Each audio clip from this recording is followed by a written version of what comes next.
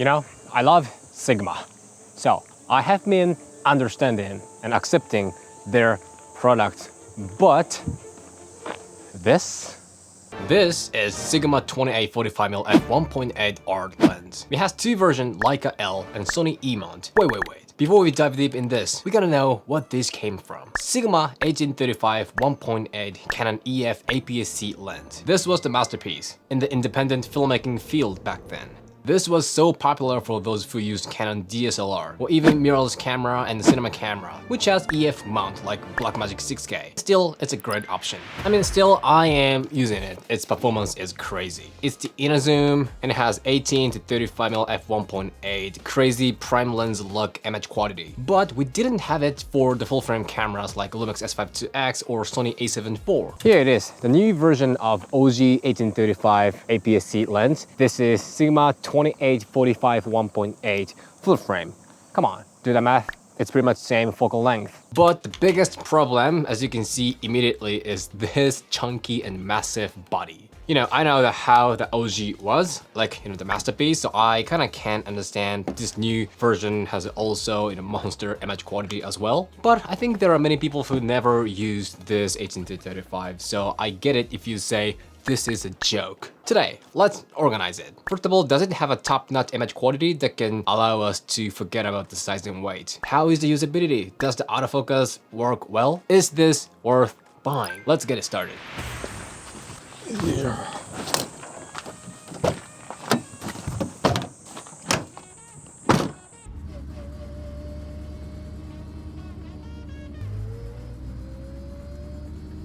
This is just what happens when you arrive at the destination. I came here for testing the vlogging performance of the Sigma 28-45. It's funny to say like a vlogging performance on this lens because it's chunky. It doesn't look like a vlogging lens. Let me just test it. So I came here, the mountain, but I'm just so sleepy. Like there is no energy to get out of this car because right now it's so chilling. The temperature is good, but outside it's gonna be hell.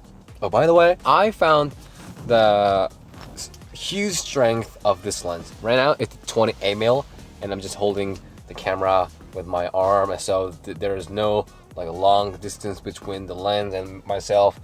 But this generates this much of bokeh. Right now f1.8 28mm. Wow, you can get this background for the vlogging scene. It's super smooth. Come on, so good. Okay, これだな。これが多分めっちゃメリットだな、このレンズの。Okay. The image quality, so freaking good. Bunch of flies are following me, and it's so annoying. Everywhere. So I knew it, but this setup is heavy. Can you see those guys? So now I just made a rope. So I'm gonna go easy by top rope system. Yeah, of course, I gotta admit, it's heavy, chunky, but I think it is worth having it for this image quality.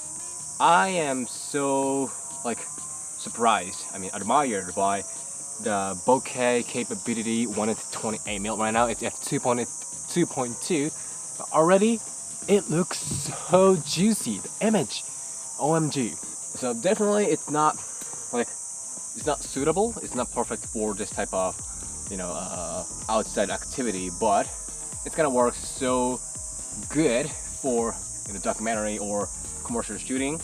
Even though it's heavy, I think it's totally worth it.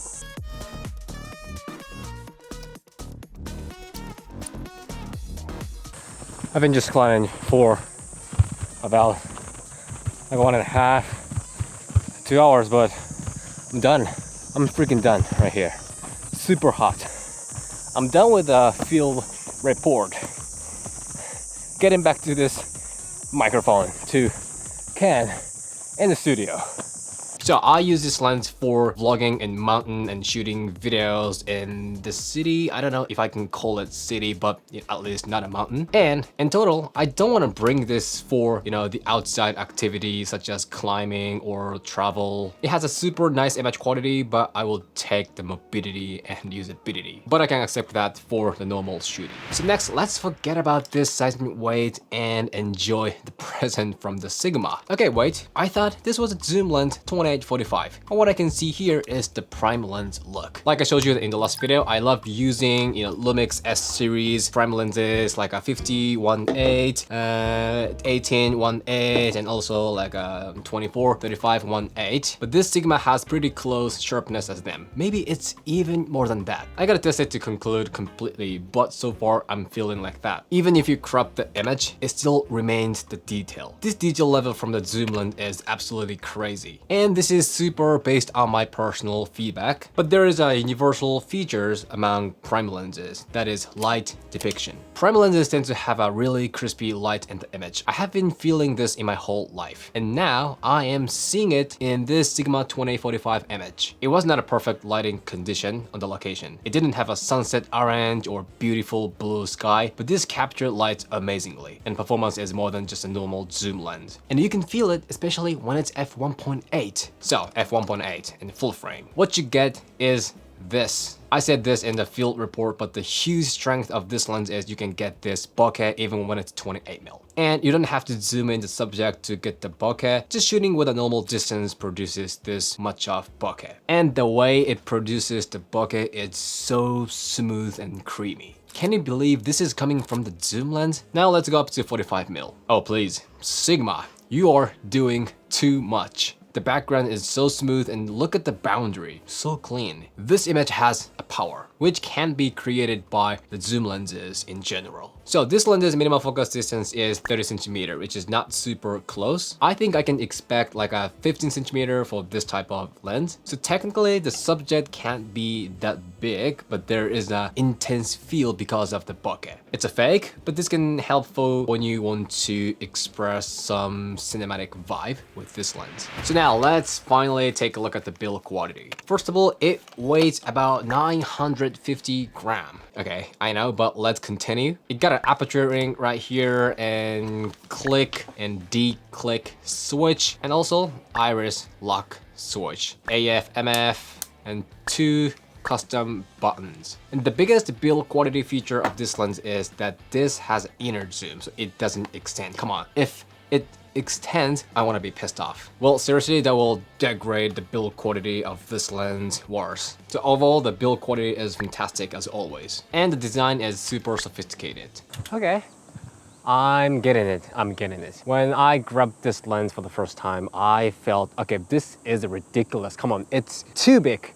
I know it's f1.8 and 28-45 full frame lens, but it's too much. You know what? It's not actually heavier than it looks. You know what I mean? It looks super heavy, right? But actually, the balance on S5IIX, for example, is not that bad. But I can imagine the balance is bad when it's on Lumix S9. Right now, it feels pretty good. I mean, if you use this lens for the serious shooting work, like commercial, documentary, those type of things, I think it's good. It's totally worth it. But on a daily base use, I guess it's too much. Like you can have better one, Sigma 28-70mm 2.8 lens. So it's not suitable for everything. You might want to think about when you use this if you're really thinking about the purchase of this lens. So last thing I'm going to talk about is autofocus and image stabilization. The amazing result. First about autofocus. So this was the first time to use Sigma lens on Lumix cameras. So I didn't know how compatible it is on Lumix cameras, but this is what just happened. It was super fast and natural. I didn't feel any cons of using third-party lens on Lumix cameras. Even though there was a massive f1.8 bokeh, the focus was quick, but not too much. But there was a focused breathing like this. I don't mind it, but yeah, in fact, there was. When it's 45mm f1.8, it wasn't that quick as, when it's 28mm, but if you consider it's 45mm 1.8, I think you can say it's pretty enough. When it comes to image stabilization, the compatibility with camera is so much better than Sony. Before I made this video, genuine lens versus third-party lens on Sony camera. And IBIS on third-party lens wasn't that good, but look at this. This is just a normal IS, but the performance is already on fire. Almost no obvious shake and there's no wobbling edges. This is running shot on electronic IS. Well, I think I've had better on genuine lens, but still so stable even though I was running. When it was electronic IS high mode, just wow. First of all, the lens was heavy, so it was a little challenging to hold it with my arm. But even if that, the stabilization performance was crazy. This wouldn't happen in Sony. So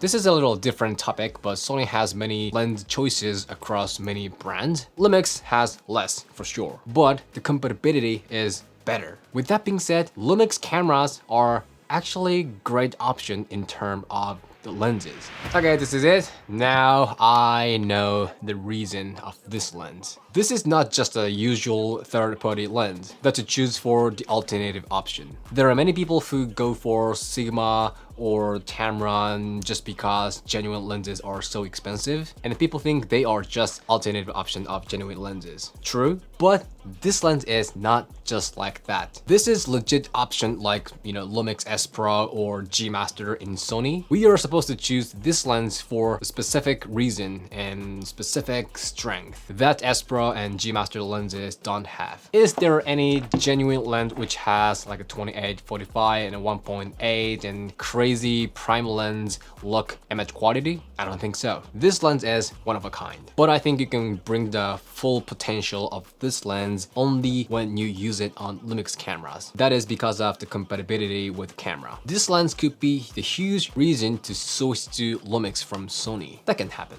But at the same time, I can't recommend this lens to like all of you guys because it's too much for some situations like hobby or travel or just content creation on social media. What I honestly felt was this was for the work. So think about when, and how, and where to use this lens before you actually buy. The important thing when it comes to buying stuffs, that is a reason.